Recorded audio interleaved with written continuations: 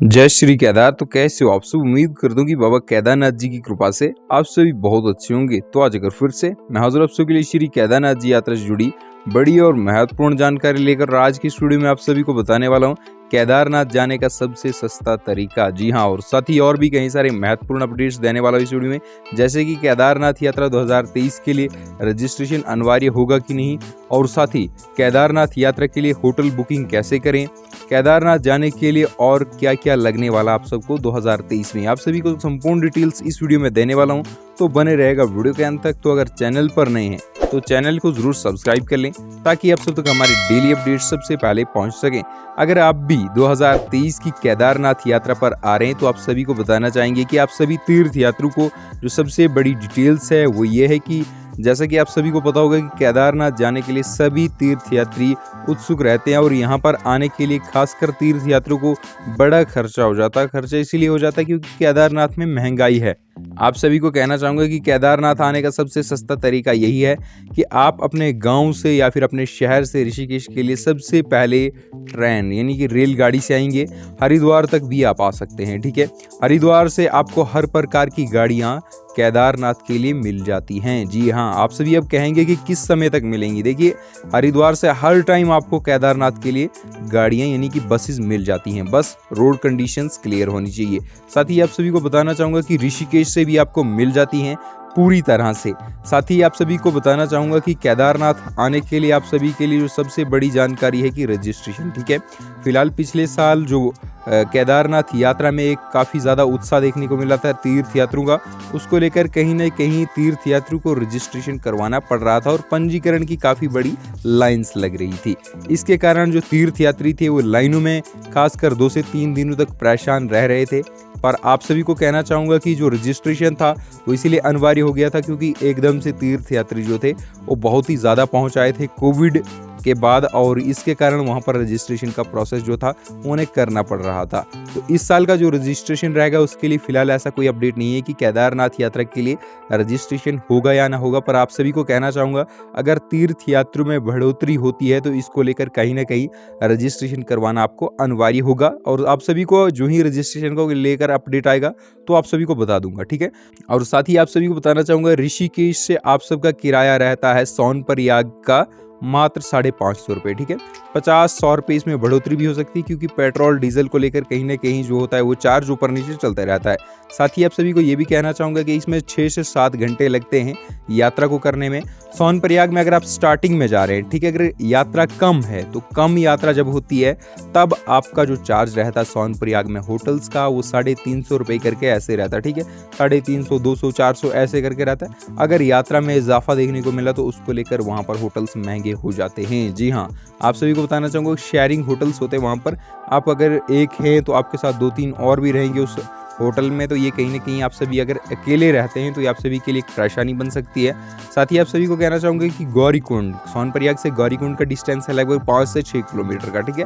यहाँ पर आप जाने के लिए आप सबको क्या करना होगा कि वहाँ पर हर प्रकार की टैक्सीज अवेलेबल रहती हैं जो आपसे 50 रुपये तक पैसे वसूलती हैं। गौरीकुंड से आप अपनी पैदल यात्रा शुरू करेंगे। गौरीकुंड से केदारनाथ की जो पैदल यात्रा है वो 14 से 15 और 16 किलोमीटर तक है, ठीक है। आपको इस यात्रा में लगभग 7 से 8 घंटे का समय लग सकता है, और वहीं जो चलने में जो तीर्थ यात्री चलने में काफ़ी अच्छे से चलते हैं उनको 4 से 5 घंटे में इस यात्रा को कंप्लीट कर लेते हैं, ठीक है।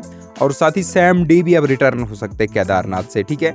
ऐसी बात नहीं है कि आप सेम डे रिटर्न नहीं हो सकते हैं, क्योंकि जो तीर्थ यात्री चलने में कंफर्टेबल हैं वो पूरी तरह से सेम डे रिटर्न ले सकते हैं। क्योंकि मैंने इसका सेम डे रिटर्न लिया है इसीलिए आप सभी को कहना चाह रहा हूँ। तो पर फिलहाल आप सबको 6 से 7 घंटे का समय वन साइड का लगेगा। साथ ही आप सभी को बताना चाहूँगा कि जो मंदिर परिसर में रुकने की सुविधा है, टेंट सुविधा जो है वो लगभग 500 रुपये रहती है। जब यात्रा बढ़ती है तो होटल सुविधा जो है वो भी लगभग 500 से 1000 रुपये हो जाती है जो ही यात्रा बढ़ती है। जी हाँ, अब बुकिंग का जो होता है वहाँ पर तो देखिए, फिलहाल इसकी ऑनलाइन बुकिंग GMVN पर होती है, ठीक है। GMVN तो एडवांस बुकिंग भी हो जाती है, कहीं ऐसे करके हो जाती है। तो पर आप सभी को बताना चाहूँगा वहाँ पर होटल्स आपको ऑफलाइन भी मिल जाते हैं पर थोड़े ज़्यादा पैसे लेते हैं, ठीक है।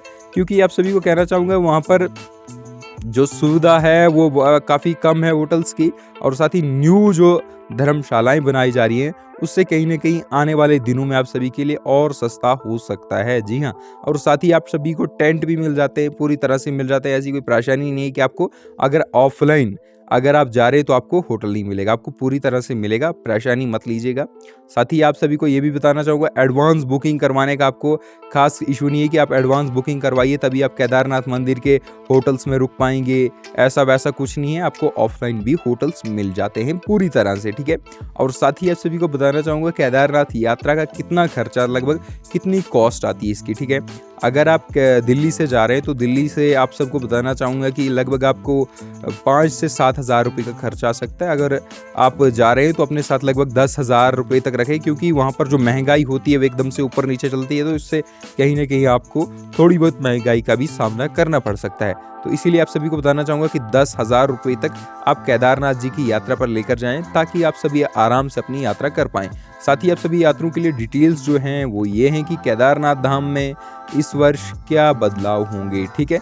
इस वर्ष की यात्रा के लिए देखिए पूर्ण निर्माण जो वहाँ पर लगाए हुए थे, बड़ी बड़ी बिल्डिंग्स का कंस्ट्रक्शन लगाया हुआ है, वो पूरी तरह से वहाँ पर केदारनाथ नगरी में बदलाव किया जा रहा है, ठीक है। आने वाले सालों में आप सबको बहुत ही सस्ते से केदारनाथ धाम में जो फैसिलिटीज़ हैं वो मिलने वाली हैं, सोने खाने पीने की सभी, ठीक है। और ये कहीं ना कहीं आप सभी के लिए अच्छी जानकारी है और काफ़ी बड़ी जानकारी है। सभी तीर्थयात्रियों को कहना चाहूँगा कि रजिस्ट्रेशन से जुड़ी जो जानकारी, फिलहाल रजिस्ट्रेशन जो है वो होगा या ना होगा, क्या होगा, इसका आने वाले वीडियो में बता दूंगा जो ही इसका कोई अपडेट मिलेगा हमें। और साथ ही ओपनिंग्स डेट जो है, मंदिर कब खुलेगा, ठीक है। मंदिर खुलने की डेट फिलहाल कंफर्म नहीं है और आस लगाई जा रही है कि अप्रैल एंडिंग वीक या फिर मई स्टार्टिंग वीक से केदारनाथ यात्रा शुरू होने की संभावना है, और साथ ही 4 धाम यात्रा भी। और साथ ही अगर आप हमारे चैनल पर नए हैं तो चैनल को जरूर सब्सक्राइब कर लें, और हाँ, कमेंट सेक्शन में ज़रूर बताएं जो हमसे डिटेल्स छूटी हों, कि हम आप सबको एक और वीडियो की मदद से और भी डिटेल्स प्रोवाइड करवा सकें। जय श्री केदारनाथ जी।